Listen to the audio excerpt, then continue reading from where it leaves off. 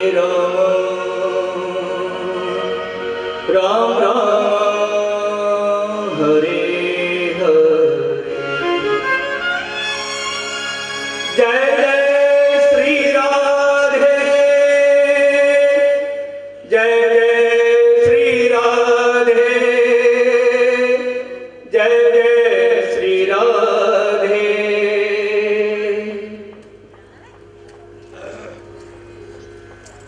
बोल वृंदावन बिहारी लाल की जय, श्राद्धा रमण लाल की जय, श्राद्धा गोविंद भगवान की जय, श्री राघवेंद्र सरकार की जय, श्री हनुमत लाल जी महाराज की जय, श्रीमद् भागवत महापुराण की जय, श्री व्यास जी महाराज की जय, श्री सुखदेव जी महाराज की जय, श्री सद्गुरुदेव भगवान की जय।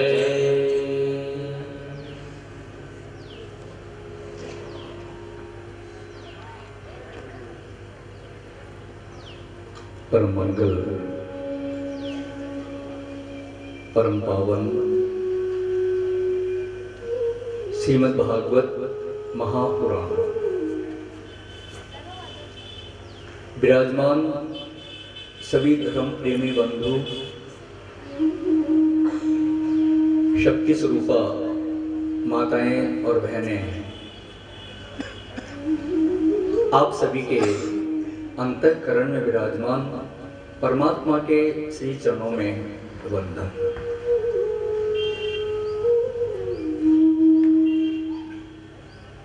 कल की कथा प्रसंग में हमने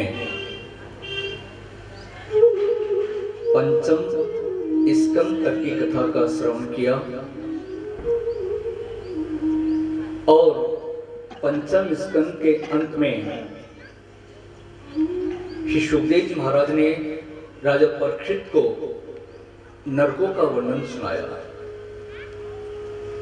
नरकों का वर्णन सुन करके राजा परीक्षित डर गए और सुखदेव जी महाराज से प्रार्थना करने लगे, गुरुदेव आपने निवृत्ति प्रवृत्ति आदि धर्मों की कथा सुनाई, लेकिन ये नरकों का वर्णन सुन करके तो मुझे डर लगने लग गया।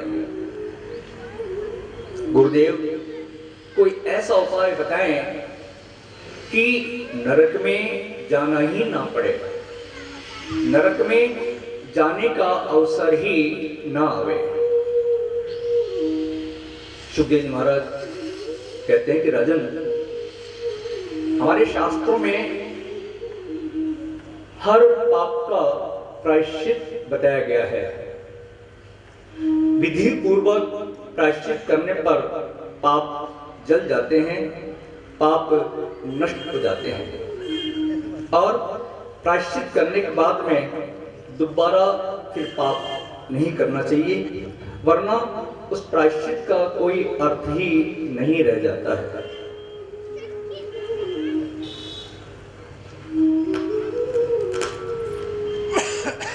दुख सह करके प्रभु का भजन करने पर पाप जल जाते हैं, पाप नष्ट हो जाते हैं। राजा परीक्षित फिर पूछते हैं, गुरुदेव विधि पूर्वक प्रायश्चित करने पर पाप तो जल जाते हैं, लेकिन इस मन के अंदर वो पाप करने की जो इच्छा बैठी हुई है उसका नाश नहीं होता। गुरुदेव कोई ऐसा उपाय बताएं कि वो पाप करने की इच्छा ही नष्ट हो जावे, इस मन के अंदर वो पाप करने की इच्छा ही जागृत ना होवे। सुखदेव जी महाराज सावधान करते कि राजन, हमारे शास्त्रों में हर पाप का प्रायश्चित बताया गया है। इस मन को हमेशा अंकुश में रखना। ये मन निरंकुश होते ही पाप करने लग जाता है और पाप वासना अज्ञान से जागती है और अज्ञान की जड़ है अहंकार। जो व्यक्ति प्रभु के श्री चरणों में आत्मसमर्पण कर लेता है, आत्मसमर्पण कर लेता, प्राणार्पण कर लेता है, उसकी फिर पाप करने की इच्छा नष्ट हो जाती है, उसकी पाप वासना नष्ट हो जाती है। और प्राणार्पण का मतलब है श्वास श्वास प्रति श्वास प्रभु के नाम का जप करना। राजन, जो व्यक्ति प्रतिपल प्रभु के नाम का जप करता है, प्रति श्वास प्रभु के नाम का स्मरण करता है, उसकी फिर पाप करने की इच्छा नष्ट हो जाती है, उसकी पाप वासना नष्ट हो जाती है। छठे स्कंद के 3 प्रकरण हैं, ध्यान प्रकरण, अर्चन प्रकरण और नाम प्रकरण। ध्यान, अर्चन और नाम, इन तीनों साधनों के सहारे पापों से बचा जा सकता है, नरक में जाने से बचा जा सकता है। इसलिए प्रतिदिन प्रभु का ध्यान करना चाहिए, उनकी सेवा करनी चाहिए और उनके मंगलमय नाम का जप करना चाहिए। ध्यान में जब मनुष्य बैठता है तो मन एकाग्र नहीं हो पाता है, ये मन संसार में इधर उधर दौड़ता है। जब ध्यान में एकाग्रता ना आ पावे तो फिर प्रभु के नाम स्मरण की आवश्यकता है। इस कलिकाल में, इस कलयुगी मनुष्य से और कुछ तो हो नहीं सकता, इसलिए कलयुग में तो नाम सेवा को ही मुख्य माना है, नाम सेवा को ही प्रधान माना है। प्रभु की जो स्वरूप सेवा है उसमें तो बड़ी पवित्रता की आवश्यकता है। जब तक ये मनुष्य पवित्र नहीं होगा तब तक स्वरूप सेवा सफल नहीं हो सकती है। और आज का कलयुग का मनुष्य ऐसा पवित्र रह नहीं सकता, इसलिए कलयुग में तो नाम सेवा को ही मुख्य माना है, नाम सेवा को ही प्रधान माना है। प्रभु के नाम से तो पत्थर भी पानी पर तैर गए थे। जो शक्ति श्री राम के नाम में है वो शक्ति स्वयं राम जी में भी नहीं है। राम जी से ज्यादा शक्ति है राम जी के नाम में। एक बार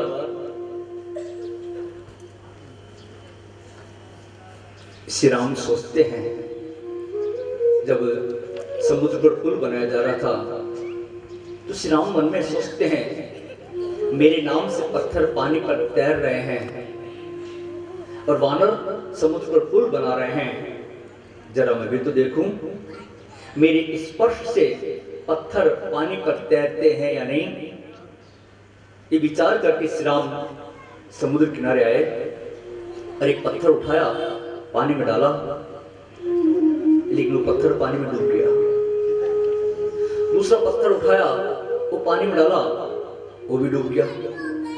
इस प्रकार श्री राम ने बहुत से पत्थर उठा करके पानी में डाले, लेकिन वो सब के सब पत्थर पानी में डूब गए, एक भी पत्थर पानी पर नहीं तैरा।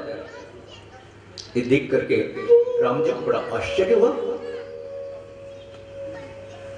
ये कौतुक हनुमान जी महाराज छिप करके देख रहे थे। जब राम जी वापस लौटने लगे, हनुमान जी ने श्री राम को प्रणाम किया। श्री राम ने हनुमान जी से पूछा, हनुमान, मेरे नाम से पत्थर पानी पर तैर रहे हैं, अरे वानर समुद्र पर पुल बना रहे हैं, लेकिन मैंने स्वयं ने पत्थर पानी में डाला और डूब गया, ऐसा क्यों हुआ? हनुमान जी कहते कि प्रभु, ऐसा तो होना ही था, ये तो स्वाभाविक है। अरे प्रभु, जिसे स्वयं राम जी त्याग दे, जिसे स्वयं राम जी फेंक दे, वो भला कैसे तैर सकता है? वो तो डूबेगा। आपने उन पत्थरों को त्याग दिया, आपने उन पत्थरों को फेंक दिया, इसलिए वो डूब गए। प्रभु, जिसको आप पकड़ते हैं, जिसको आप अपनाते हैं, वो नहीं डूबता। प्रभु, जिन पत्थरों से समुद्र पर पुल बनाया जा रहा है, इन पत्थरों पर आपका नाम श्री राम लिखा हुआ है, इसलिए ये पत्थर पानी पर तैर रहे हैं। प्रभु क्षमा करना, जो शक्ति आपके नाम में है वो शक्ति आप में भी नहीं है। राम जी से ज्यादा शक्ति राम जी के नाम में। इसका सीधा सा उदाहरण, श्री राम ने अपनी लीला काल में कुछ ही जीवों का उद्धार किया था जिनकी हम उंगली पर गिनती कर सकते हैं। और गिनती करने का मतलब सीमित की गिनती होती है, असीमित की गिनती नहीं होती है। लेकिन राम जी के नाम ने आज तक अनंत जीवों का उद्धार कर दिया और आगे भी करता रहेगा, जिनकी की गिनती नहीं की जा सकती है। तो राम बड़े, राम जी का नाम बड़ा, राम जी का नाम बड़ा है। प्रभु के नाम का जप करने पर तो जन्म कुंडली में यदि कोई उल्टे सीधे ग्रह पड़े हो वो भी बदल जाते हैं। ये नाम जप की महिमा बड़ी अनोखी है। इस नाम जप की महिमा को गाते हुए गोस्वामी तुलसीदास जी महाराज ने मानस में कहा है, मंत्र महामणि विषय व्याल के, मंत्र महामणि विषय व्याल के, मंत्र महामणि विषय व्याल के, मेटत कठिन अंक भाल के, मेटत कठिन अंक भाल के, मेटत कठिन अंक भाल के, मेटत कठिन अंक भाल के, मंत्र महामणि विषय जाल के, मेटक कठिन कोम भाल के। विधाता के लेख को भी ये नाम जब मिटा देता है। अरे प्रभु का नाम तो कैसे भी लिया जाए, मन से लो, बेमन से लो, भाव से लो, उभाव से लो, तो मंगल ही करता है। भावी भावी अनख आलस हो, भाव भाव अनख आलस हो, नाम जपते मंगल दिशस हो, नाम जपते मंगल दिशस हो, नाम जपते मंगल दिशस हो, भाव कुभाव अनख आलस हो, नाम जपत मंगल दिशस हो। कैसे भाव से प्रभु का नाम लिया जाए वो मंगल ही करता है। अरे नाम जब तो हमारे गुजरात में हुई थी जनाबाई, उन्होंने किया था। जनाबाई गोबर के कंडे बनाती और उन कंडों को रोजाना को दूसरा व्यक्ति चुरा ले जाता। जनाबाई परेशान, मैं रोजाना कंडे बनाती हूं और मेरे कंडों को रोजाना को दूसरा चुरा ले जाता है। जनाबाई ने संत नामदेव जी को इसकी शिकायत की, महाराज मैं रोजाना कंडे बनाती हूँ और मेरे कंडों को रोजाना को दूसरा चुरा ले जाता है। संत नामदेव जी कहने की जनाब, कंडे तो सभी के एक समान होते हैं। अब किसी ने तेरे कंडों को चुरा करके और अपने कंडों में मिला लिया, अब तेरे कंडों की पहचान क्या है? तेरे कंडों को उन कंडों से अलग कैसे किया जाए? जनाबाई कहने महाराज मेरे कंडों को पहचानना तो बहुत सरल है। आप कंडों को उठा उठा करके और अपने कान से लगाना, जिन कंडों में से विट्ठल विट्ठल की ध्वनि सुनाई दे, समझना वो कंडे मेरे हैं। और जिन कंडों में विट्ठल विट्ठल की ध्वनि सुनाई ना दे, वो कंडे मेरे नहीं हैं। जनाबाई वो गोबर के कंडे बनाते समय बड़ी तल्लीनता से विट्ठल विट्ठल का स्मरण किया करती थी। विट्ठल विट्ठल विट्ठलाय, जय जय विट्ठल विट्ठल विट्ठलाय, जय जय विट्ठल विट्ठल विट्ठलाय, जय जय विट्ठल विट्ठल विट्ठलाय। विट्ठल पांडुरंगा, विट्ठल पांडुरंगा, जय जय विट्ठल विट्ठल विट्ठलाय, जय जय विट्ठल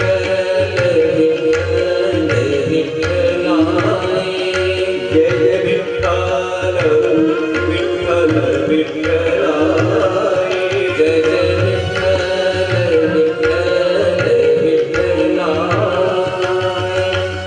विट्ठल पांडुरंगा, ओ मन विट्ठल पांडुरंगा, ओ मन विट्ठल पांडुरंगा, ओ मन विट्ठल पांडुरंगा, ओ जय जय विट्ठल विट्ठल विट्ठलाय,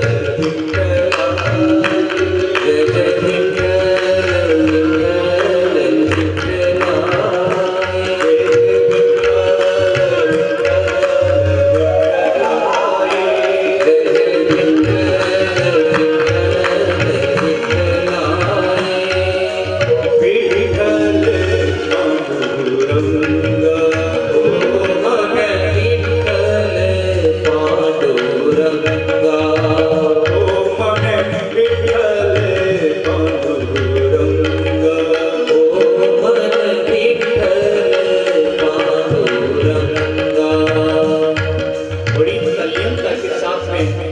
विट्ठल विट्ठल का स्मरण किया करती थी। संत नामदेव जी ने उन कंडों को उठा उठा करके अपने कान से लगाया और उन कंडों में से विट्ठल विट्ठल की ध्वनि सुनाई दे। नामदेव जी कहने लगे, जनाब धन्य है तुझे, नामदेव मैं नहीं, वास्तव में नामदेव तो तू है। तो जनाबाई की नाम जप की तल्लीनता से उन जड़ कंडों में से विट्ठल विट्ठल की ध्वनि निकलने लगी थी। यह है नाम जप की महिमा। ये छठे स्कंद की जो कथा है वो नाम जप की ही है। आइए हम भी 2 क्षण के लिए प्रभु के नाम का आश्रय लेंगे, उसके बाद आगे कथा का हम लोग श्रवण करेंगे। आप सभी बड़ी श्रद्धा और भाव के साथ में हमारे साथ प्रभु के नाम का आश्रय लेंगे। हरि हरि बोल,